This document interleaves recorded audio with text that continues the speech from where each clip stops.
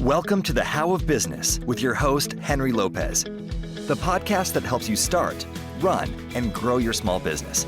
And now, here is your host.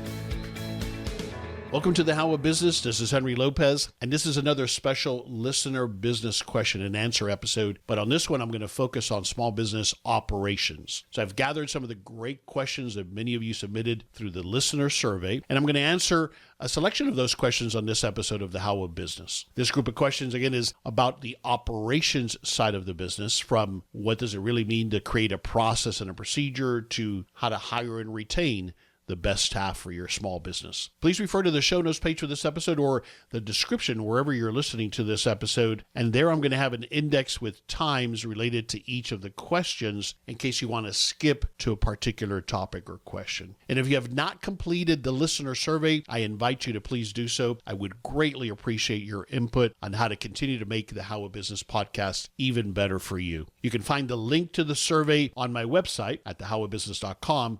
Just click on the podcast link in the menu at the top of the window, and you'll see a link to the survey. It takes just a few minutes, and I'll continue to select questions from these survey responses, and I'll include them in future listener Q&A episodes. And if you want to receive more information about the How of Business, including the show notes page for this episode and how you can continue supporting my show and receive workshop discounts and join my monthly group coaching session through a Patreon membership, just visit thehowofbusiness.com. I encourage you to subscribe wherever you're listening to this episode so you don't miss any new episodes. So let's talk about managing a business, the operations side of managing and running a business.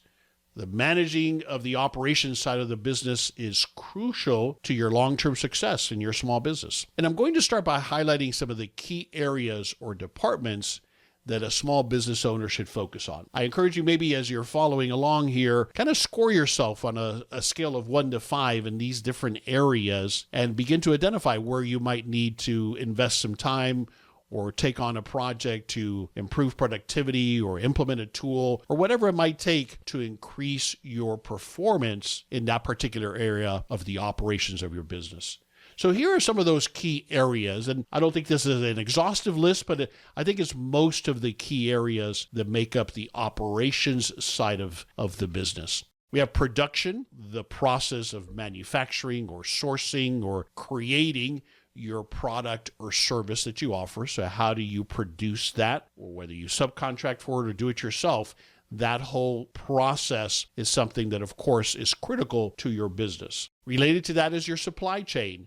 So how do you procure, store, and distribute your raw materials, your supplies, your finished goods, if that's what you offer? So it might be a matter of understanding and evaluating and improving your vendor relationships, for example. So we have customer support, the entire customer life cycle or client or patient, from their initial contact with us to delivering the product and the service, and then the follow-up and the feedback. That entire process is obviously critical to every business and should be probably the first one that you evaluate, in addition to how efficiently you make and bring your product or service to market. And of course, for most of us, we don't do any of this unless we're solopreneurs without a team of either employees or contractors or interns. So human resources is a critical area that we need to continuously evaluate in our business. The entire staff lifecycle, from recruiting to onboarding to training to ongoing coaching and development, payroll, benefits, that whole process needs to be managed effectively. And typically what I find is that for most of us as small business owners, we start very small and then we get to a size and we realize we don't really have much there in place formally. Maybe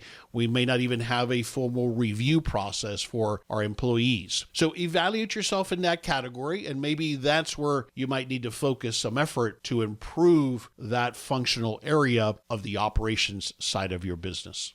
At a higher level, you have legal and risk management issues. So the contracts that you might use in your business, compliance in particular, if you're in a business where there are a lot of regulatory components that you have to adhere to, risk management at large. So the things that you probably have insurance in place for, what's your exposure there, and evaluating that on a regular basis is critical as well. And then you may have facilities and assets. You may not have this if you're virtual or if you're doing something like consulting consulting, perhaps you're not going to have as much or any of this. But if you do, got to make sure you're managing and getting the most out of those assets, that you're protecting and managing and maintaining those assets, and also depreciating them the right way and making the right investments in additional equipment and assets, anything from a piece of machinery to a vehicle that you might have in your fleet. We also have information technology. So there's not a single business that I know of now that doesn't leverage some kind of technology, ideally. And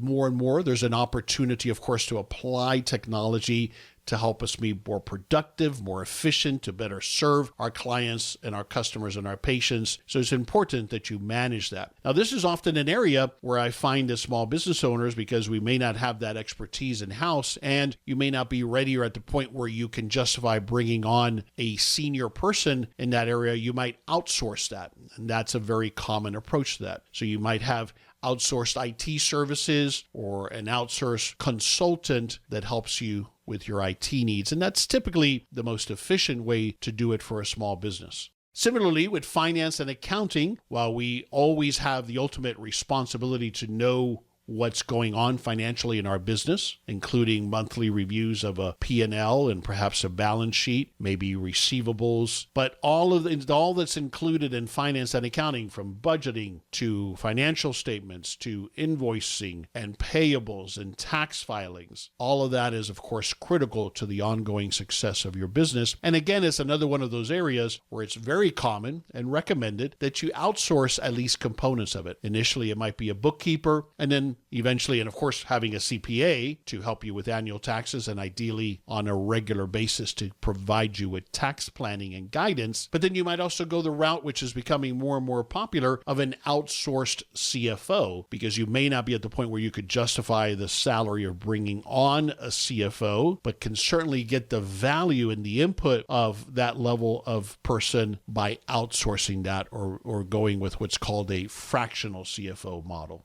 So understanding and evaluating, hopefully as you were going through this, even if it's just mentally, hopefully you made a note of which one of these areas on the operations side of the business you might have some weaknesses in or some areas for improvement. And then what I recommend is that you identify, all right, what can you do? What project, what initiative, what task, what tool, what can you do to drive some efficiency, some productivity? Maybe it's an area that hasn't even been documented. Like I mentioned, for example, you may not even have a formal review process. So identify those things and then identify what's most important next. And maybe next quarter, that's an initiative that you and your team take on. Don't try to do it all at once. Identify what's most important next. And that's how I recommend that you'll see continuous progress of the operations side of your business so that you continue to operate as effectively and profitably as possible.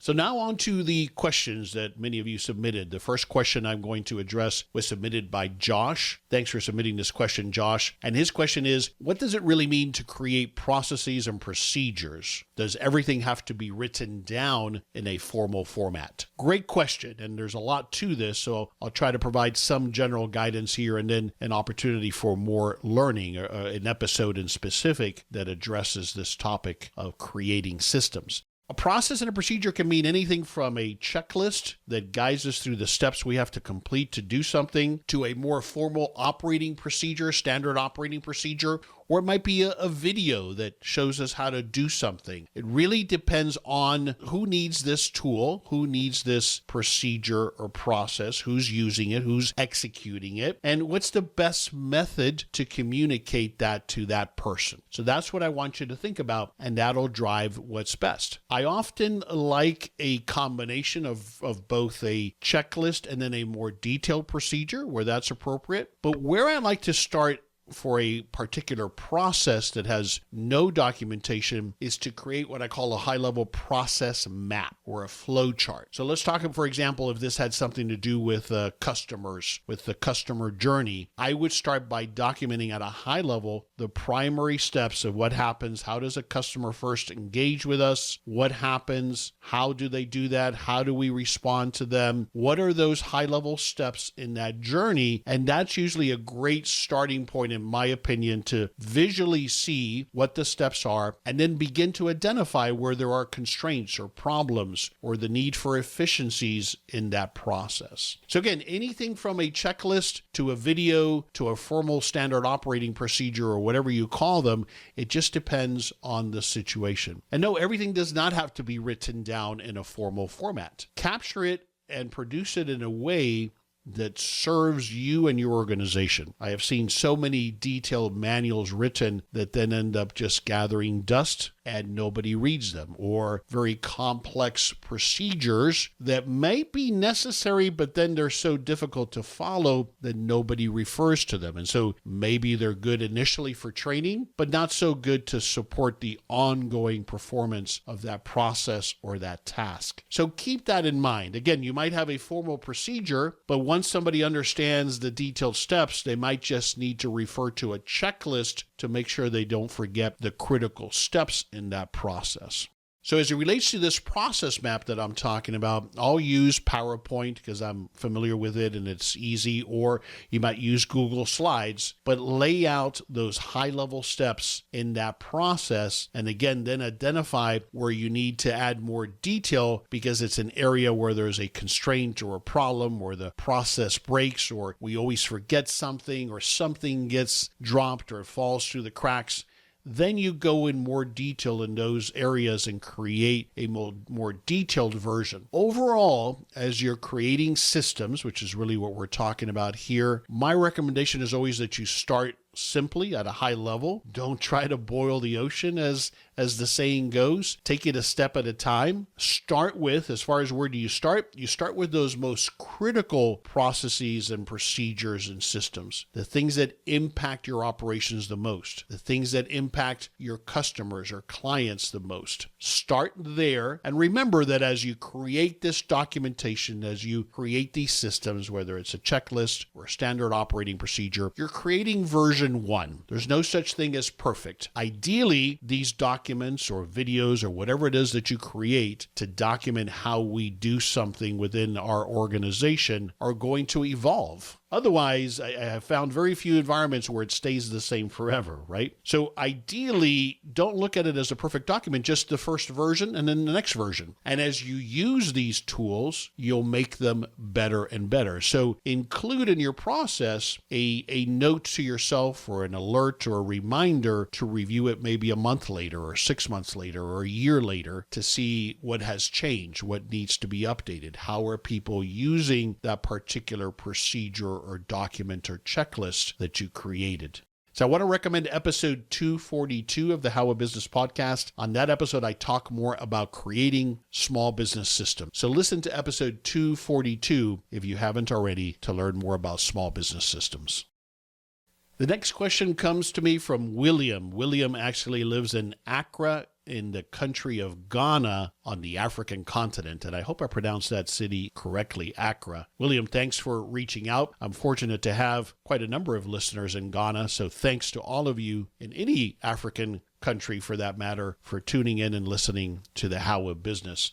But William's question is, what are the duties and responsibilities of the CEO? Great question. Another big question. And I'm going to take that title CEO, meaning me as the owner, as the CEO of my small business, not in a corporate sense. So as the CEO of my small business, what are my primary responsibilities? And so here's my take on it. I don't know that this is perfect. If I have a larger business where I have key team leaders, then some of these things might have been delegated to those people. I still would have high-level overall responsibility, I think. And if I've got partners, we might divide some of these responsibilities if I've got equal partners, co-CEOs or co-founders. So keep that in mind.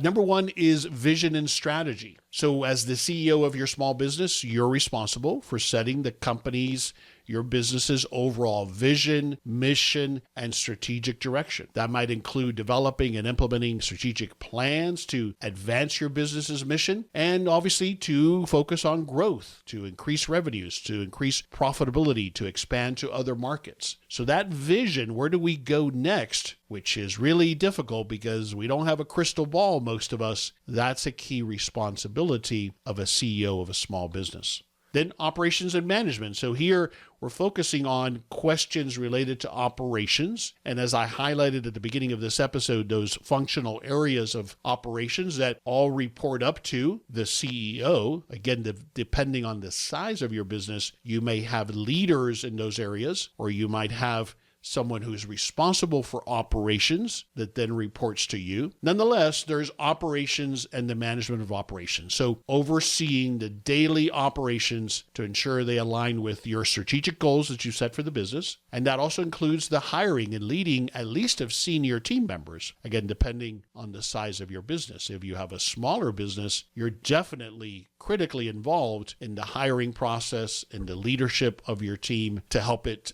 operate and grow. You have financial oversight. And if you've listened to the How a Business podcast for any length of time, you know that this is a big topic that I have covered often. We cannot relinquish our responsibility on the financials just because that might not be a strong area for us, or we're not good with numbers, or we don't know how to read a P&L. We've got to learn. We've got to get the help on that if we need it. But we are responsible as a CEO to oversee the company's financial health, including budgeting, financial forecasting, risk management, all of those things to ensure that the financial goals of our business are being met, and to make pivotal decisions on investments, on cash management, on price increases, for example. So you definitely should get the help of your CPA on this. And as you go larger, as I mentioned earlier, you might consider bringing in an accounting manager who reports to you. Perhaps you're big enough now to bring in a director or a CFO, or, as I mentioned, engaging a fractional CFO to provide you with that outside guidance to help you manage your business. Of course, as a CEO, as the owner, as the chief person responsible for the business, you've got stakeholders. We use that term stakeholders to include maybe you have investors, maybe you have key partners or key suppliers that are depending on you to manage the business in a certain way. You've got certain agreements perhaps in place. There's certain expectations that you have set. So you have to manage those relationships. You may have to manage the public relations of the business. You have to act typically as the main spokesperson for your company, which means representing the business to clients, especially key clients, to the media when necessary, and to the public when necessary. This is Henry Lopez with a brief break from this episode to share a special offer from our new show sponsor, Relay. Relay is an online banking and money management platform for small business. As a small business owner, you need banking that's truly built for your small business. No more fees, no minimum balances, no more bookkeeping problems come tax season, and no more branch visits to complete basic banking tasks. Now you can take control of your money with Relay, an online banking and money management platform that puts you in complete control of your cash flow. First, there are no account fees, no overdraft fees, and no minimum balances, which means you get to keep more of your hard-earned money. And Relay is the official banking partner for Profit First. So you can set up multiple checking and savings accounts and automate their percentage-based allocations using smart transfer rules. Relay also allows you to make unlimited payments via ACH, wires, or checks, earn interest on every spare dollar with Relay savings accounts, provide secure, read-only access to your accountant and bookkeeper, and speed up bookkeeping with reliable bank feeds that sync directly into QuickBooks Online and Xero. Best of all, it takes less than 10 minutes to apply online, and it's absolutely free. And as a special offer to the How a Business listeners, sign up for Relay using the link on the show notes page for this episode, and you'll also get $50 added to your account once you fund your new account. You can find the link to the show notes page in the description for this episode. Relay customer deposits are FDIC insured through their partner bank, Thread Bank, member FDIC. Please see the show notes page for this episode at thehowabusiness.com for more details.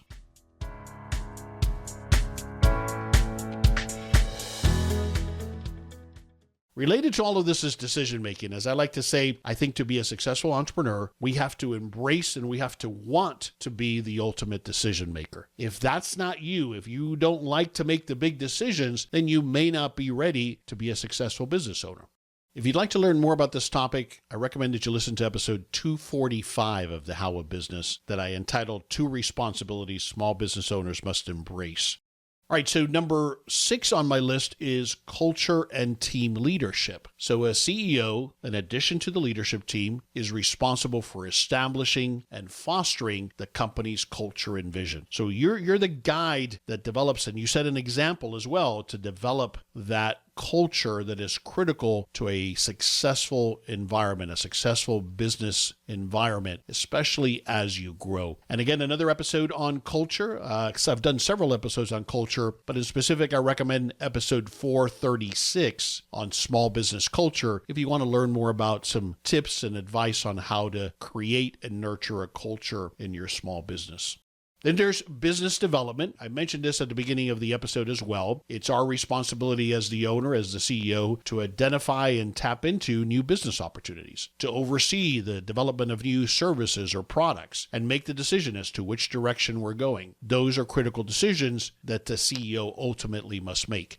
Episode 471 is an episode I would recommend. I had a conversation about risk management with a gentleman by the name of John Moreland, and he shares some great insights. We talk about what are some of those areas of risk that we need to be aware of. How does insurance play into that? So listen to episode 471 for more about risk management. So those are, at a high level, what I think are some of the primary duties and responsibilities of a CEO at a small business. I'm excited about my next question because it comes from Lisette. Lisette is not only a listener, but also my cousin. And so thank you, Lisette, for listening to the show and for submitting this great question. Her question is, how to hire the best talent? Where do you look and what does a small business offer to keep this talent? So great question, another big question. To begin to answer your question, Lisette, it really starts with, if we think of the employee life cycle, and subsets of this apply to contractors as well, but I'm going to answer the question as if it was a W-2 employee, and then you can adjust it relative to whether it's a contractor or not. But it starts with a well-defined job description. This is a step that I see often gets skipped. So clearly taking the time to define what are the duties, experiences, characteristics, personality traits, and those key critical must-have components for this position, for someone to perform well and to be successful in this position. So all of the required skills, experience, personality traits, all of that important criteria needs to be put to paper in a job description. And then a version of that becomes the job posting, right? So usually you have 2 separate documents, one which is your internal document, and then a more salesy version of that, which is the job posting. But before you do that, you've got to research compensation and make sure you're being competitive if you expect to attract a talented person, especially in our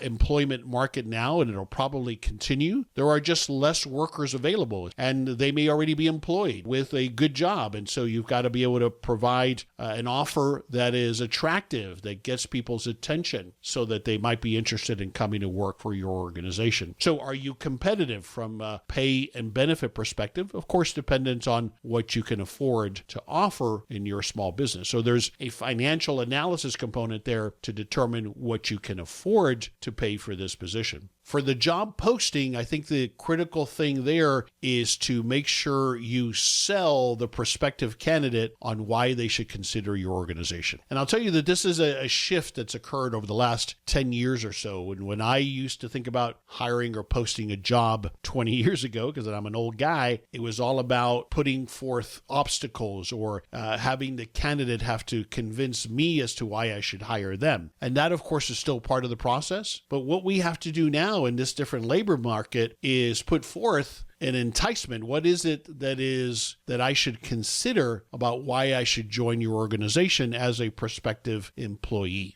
Then identify what are those most important qualifications so that you can prepare some good interview questions, some good things to look for as you qualify that candidate. And so leverage and learn how to ask good questions, interviewing techniques. I think that interviewing is as much a science as it is an art, but we can get better and better at it the more we do it and the more we become a student of it and learn how to ask good questions. I'll tell you that one of the key things that has helped me is this concept of identifying what are the 3 to 5 most important qualifications that you're looking for, and then ahead of time preparing questions or clues to look for that'll help you determine if they've got these most important qualifications. That does 2 things for you. It helps you prepare good interview questions, because I know if you're like me, you can get sidetracked or distracted or start to like the person and then you forget to ask those hard questions, and that doesn't serve anybody. So preparing good questions related to those most important qualifications, I think, will go a long way in helping you hire the best talent.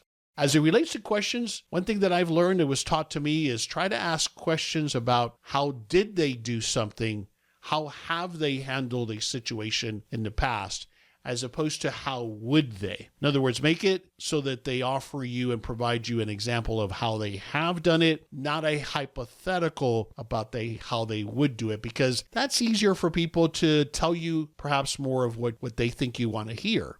Now, as far as keeping the talent, it starts from day one. How do you onboard someone? Obviously, you could argue it starts from the interview, but when that person shows up, how professional and organized is your organization to onboard them? Or are you clueless and it's obvious to that new employee that you didn't even expect them to show up and you don't have a plan for how you're going to train them? You're just going to throw them to the wolves and have them learn on the job. There's no process or procedure. There's no rules. And so nobody wants to be in that environment. We all want to do, I think, mostly the right job, but we need to be told what the job is. We need to be told how to do it. We need to be invested in to learn how to do that role, that function, that job. So that onboarding is critical. The time that you spend training them, coaching them, developing them, and giving them an opportunity to learn is critical. It'll be critical to retaining the best talent. Good people will not stay very long in an environment that's chaotic, where they're not being invested in, where they're not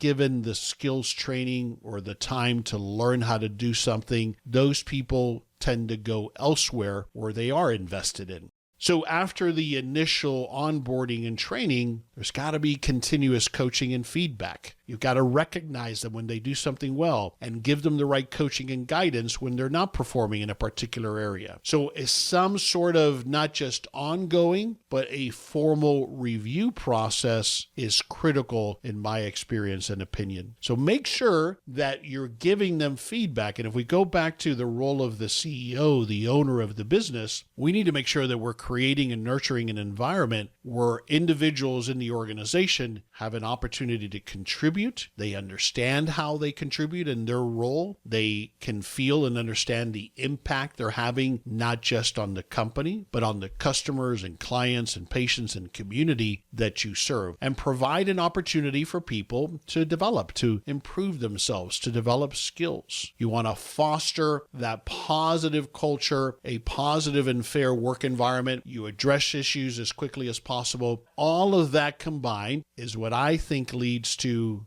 allowing you to hire the best talent and to keep that talent with you as long as possible, contributing and exchanging value. There's a whole series of episodes, as I mentioned, on employees. And if you'll just go to the archives page, so when you go to thehowabusiness.com, click on the podcast link at the top menu, and then go to podcast archives, and then look for the employee episodes, group of episodes, and there you'll find a list of episodes. Everything from hiring through terminating, and most recently, episode 476 that I released on the topic of employee performance management.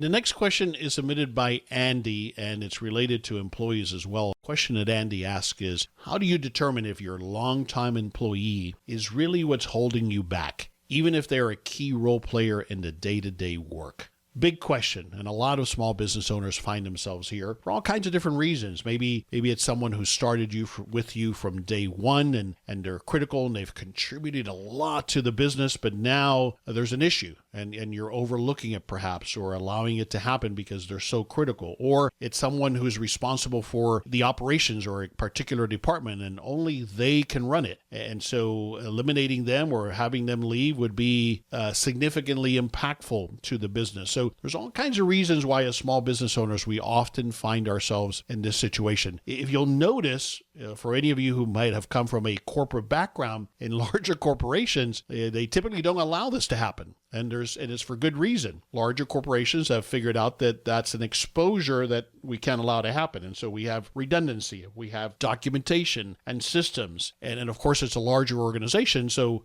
you can have redundancy for a particular position. No one person, if they walk out the door, walks out with the recipe for the entire business or a portion of the business. But in small businesses, that's often the case. In fact, it might literally be the only person who knows how to make the donuts. So this is critical and it's a great question, but I would have you think about these points and these things if you are in this situation. I mean, at a high level, my answer to you is that if you're asking this question, you probably already know what the painful answer is, which is that person has to go. Of course, the challenge is they need to go on your terms, not their terms. But you have to take control of this. Otherwise, it will be on their terms. Otherwise, they will continue to some degree hold you hostage, if you will, that they know you need them more than they need you. And whenever that imbalance happens, I have found with a team or team members, that's not a good place to be. It's not a good place for you to be as an owner. Ideally, the situation that we have is there's an exchange of value. We need each other. When there's an imbalance there,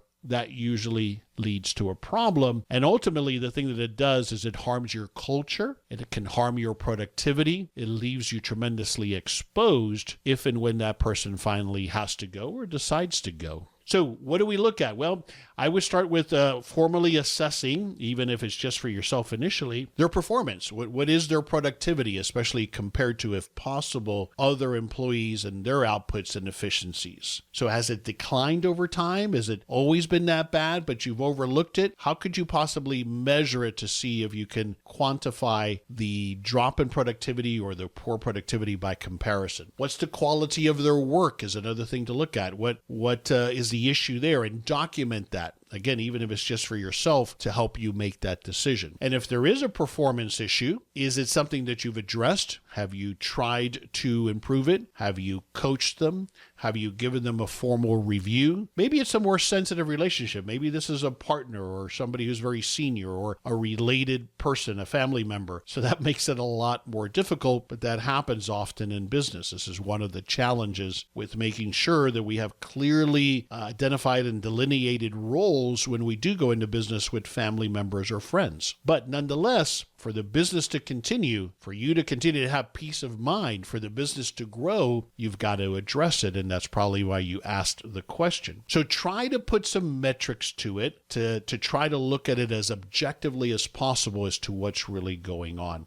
You want to evaluate their soft skills as well, their leadership skills, their communication skills. Is that where they're lacking now? Maybe it wasn't as big of an issue when you were smaller, but now it has exacerbated because you have a bigger team and they're not great at leading people. I'll give you an example which might be completely unrelated, but I often found in sales that excellent, top performing sales individuals often get promoted to being the sales leader and manager, but that might not be where their skills lie, and they're terrible managers. But now you've promoted that person because they've quote unquote earned it, but they're not performing like a manager should, like a leader should. So identify that. Where is the issue? You gotta consider the company culture. So do you have a culture that's positive? Or because you've had this person or multiple people that maybe fall into this category, they have hijacked the culture? So you've got to look at that. You've got to look at morale. One of the most detrimental things about leaving that person in that capacity, not doing anything about it, is how it devastates the morale of your company and, of course, the culture of your environment.